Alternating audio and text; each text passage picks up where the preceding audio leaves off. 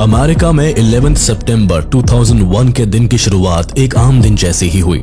सुबह का वक्त था, लोग काम पर जा रहे थे, शहर में चहल पहल थी। President George W Bush Florida के एक स्कूल में प्रोग्राम में पहुंचे हुए थे।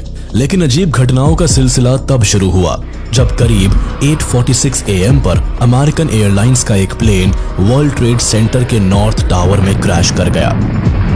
ये प्लेन अमेरिकन एयरलाइंस फ्लाइट 11 था, जिसने सुबह 8 बजे लोगन इंटरनेशनल एयरपोर्ट बॉस्टन से लॉस एंजलिस के लिए फ्लाइट भरी थी। लेकिन फ्लाइट टेक ऑफ के 15 मिनट बाद ही 5 हाईजैकर्स ने प्लेन को हाईजैक कर लिया, जो नॉर्मल पैसेंजर के भेष में प्लेन में बैठे थे। इन 5 हाईजैकर्स में से एक था मोहम्मद अट्टा, जो पायलट की तरह ट्रेन था।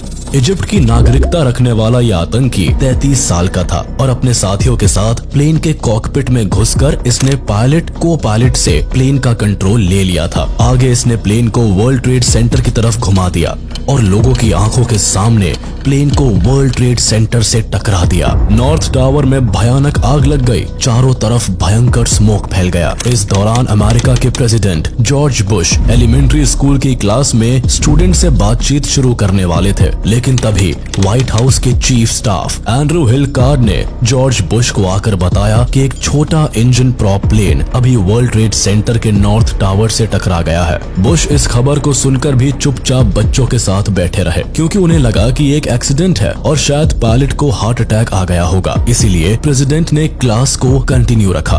उधर वर्ल्ड ट्रेड सेंटर के नॉर्थ टावर में इवैक्यूएशन ऑपरेशन अभी चल ही रहा था कि 17 मिनट बाद एक और एयरप्लेन पूरी तेजी से वर्ल्ड ट्रेड सेंटर के साउथ टावर से टकरा गया।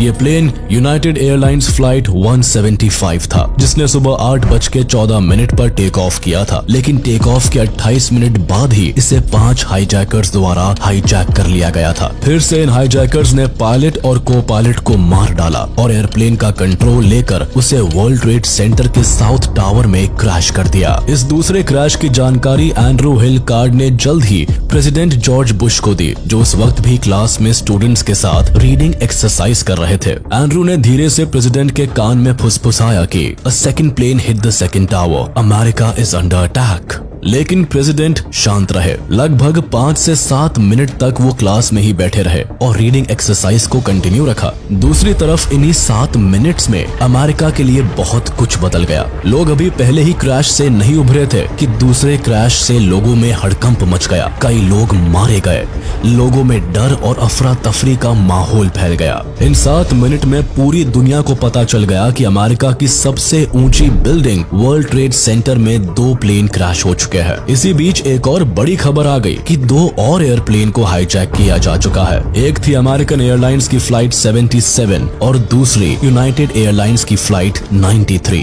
फ्लाइट 77 ने वॉशिंगटन के ड्यूल्स इंटरनेशनल एयरपोर्ट से लॉस एंजलिस के लिए उड़ान भरी थी, लेकिन 8:54 AM पर ही इस प्लेन ने अपना रास्ता बदल लिया। इसमें भी 5 हाईजैकर्स मौजूद थे, जो टेक ऑफ के लगभग 31 मिनट बाद जबरदस्ती कॉकपिट में घुस गए थे। दूसरी फ्लाइट 93 न्यू जर्सी से कैलिफोर्निया के लिए डिपार्ट हुई थी और इसमें 4 हाईजैकर्स मौजूद थे। इन दोनों ही फ्लाइट्स ने अपनी डेस्टिनेशन बदलकर अमेरिका की कैपिटल वॉशिंगटन DC की तरफ टर्न कर दिया। वॉशिंगटन से थोड़ी ही दूर पर अमेरिका का डिफेंस डिपार्टमेंट का हेडक्वार्टर पेंटागन था, जो नेशनल सिक्योरिटी मिलिट्री पावर की नजर से अमेरिका के लिए काफी इंपॉर्टेंट बिल्डिंग थी और बदकिस्मती से हाईजैकर्स की रेडार में उनका अगला निशाना यही बिल्डिंग थी। इसीलिए हाईजैकर्स द्वारा फ्लाइट 77 को पेंटागन बिल्डिंग की तरफ मोड़ दिया गया और 9:37 AM पर यह प्लेन पेंटागन बिल्डिंग में क्रैश हो गया।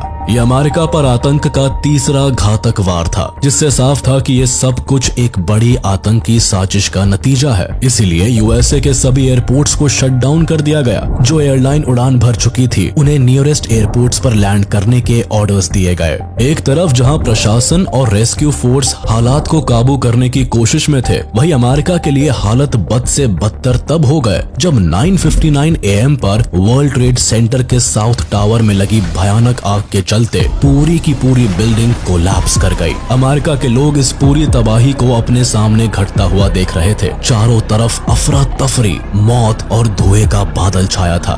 कई लोग मारे जा चुके थे। पैसेंजर्स को इस बात की भनक लग गई थी कि वो अंडर अटैक है और कई फिर उन्होंने फाइट बैक करना शुरू कर दिया। सभी को लग रहा था कि इस प्लेन को फिर से अमेरिका के किसी आइकॉनिक बिल्डिंग पर क्रैश कर दिया जाएगा, जिसे रोकने के लिए कई सारे पैसेंजर्स ने हाईजैकर्स के साथ फाइट करनी शुरू कर दी।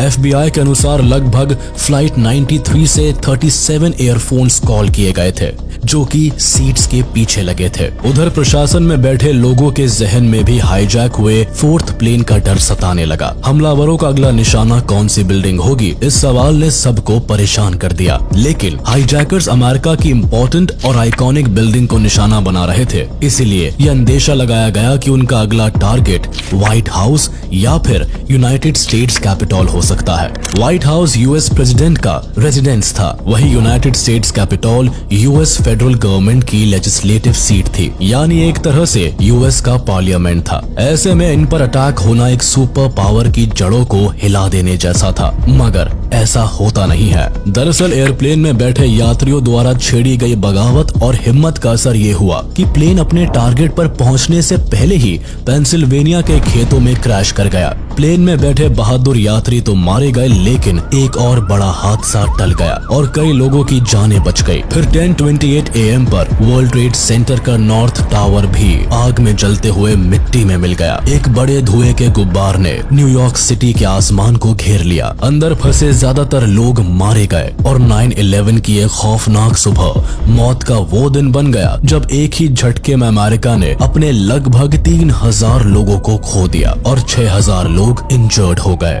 अमेरिका की मिट्टी में यह आज तक का सबसे डेडलीस्ट आतंकी अटैक बन गया था, जो उसकी इंटेलिजेंस एजेंसी के लिए एक बड़ा फेलियर भी साबित हुआ।